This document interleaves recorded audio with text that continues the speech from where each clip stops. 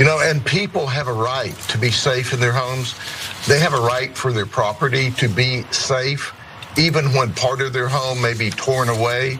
And these looters, that's unacceptable, absolutely unacceptable. I would highly suggest that if a looter breaks into your home, comes into your home while you're there to steal stuff, that you take your gun and you shoot him. You shoot him so that he looks like grated cheese. Because you know what? That's one looter that won't break into anyone else's home and take advantage of them when they're the most vulnerable and the most weak. There's Sheriff Grady Judd talking about looters coming in people's homes after Hurricane Ian. Make them look like grated cheese. Keep that in mind. Shoot them on sight.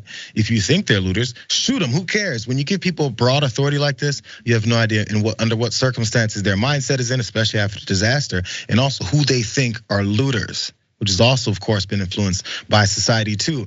But I just want to make a small point here because I get petty with these things. If you shoot someone up, they probably don't look like grated cheese. That's more if you shred them. They're gonna look like Swiss cheese if you shoot them. Get it right first, Grady. Anyways, there's another ironic part about this whole thing, though. As you see, he's talking about if you see someone approach your door, get to shooting them because it's your door, it's your domain. See if you recognize this guy saying this. Sheriff Grady Judd tells us this was quite the close call for the victim. After the father and son fired 7 shots into her car, she drove to this Circle K and called 911. Now, what I'm about to tell you, you just absolutely cannot believe. Sheriff Judd says it all started with a package delivered to the wrong door on Saturday morning when a neighbor realized that package of medication was for 73-year-old Gino Costa. He dropped it off at the correct address. Sheriff Judd says Costa and his 15-year-old son received alerts from the Ring camera of an unknown person at the door. So what do? They think they're being broken into. Are you kidding me? The dude is being a good neighbor, and he simply goes there and returns the package to the appropriate address. The dude is the same dude that said shoot people on sight when they approach your house because they're looters and they're running through your stuff. Either way goes, more about this story because we did just do this a little while ago. In case you guys remember that, the father and son in that situation then came out and started shooting at someone else that they thought was an intruder, looter, whatever the hell it is. Watch more. They armed themselves. First, Rocky comes outside. He looks around. He doesn't see anybody. He goes back inside. Then Gino picks up his 45, so they both have 45 caliber firearms. And Gino, not only does he pick up his firearm, he picks up his cane so he can walk. The sheriff says Costa approached a car with an innocent woman minding her own business in the driver's seat. When she looks up and she sees Gino standing at the back of her vehicle with a gun pointed at her, screaming for her to get out of the car. Thinking she was being carjacked, she hit reverse and backed into another car.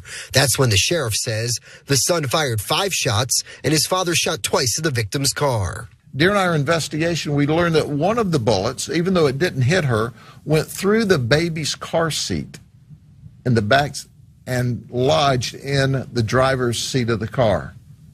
Our victim was that close to death.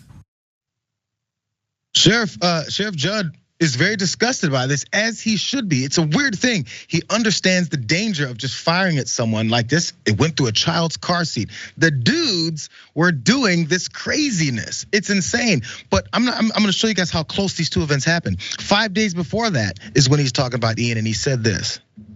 Yeah, I know that the residents were saying, you loot, we shoot. Many of the residents say that they are armed. And they should be armed. You've got to help law enforcement at this particular time. Law enforcement is stretched thin. I've got a team of people down there and helping out. But see, law enforcement is made for normal times and short-term emergencies. We're all going to come together. The community's going to come together. And if there are looters that think they're going to take care of these people, they may break in, but they should be carried out in a pine box. Which one is it, Jeff? Which one is it? You know, Sheriff Grady should know better than to invite Florida man to be violent, because he will take you up on that offer and then throw a party afterwards. What is going on here? It's not like conservatives and Republicans and the GOP and the right are against violence. Apparently, they just want it on their terms. That's how we established this country, was through violence. So for him to not connect his own dots is troubling. It's kind of like when, and we're still going through this, when politicians say, well, the people would like to know if the election was stolen, right after telling them the election was stolen. Like, so you're telling people what they should do, and then they do it, and you're like, oh no, the guns that I encourage you to use with bylaws and policies in the state of Florida that you're taking up, you're using them?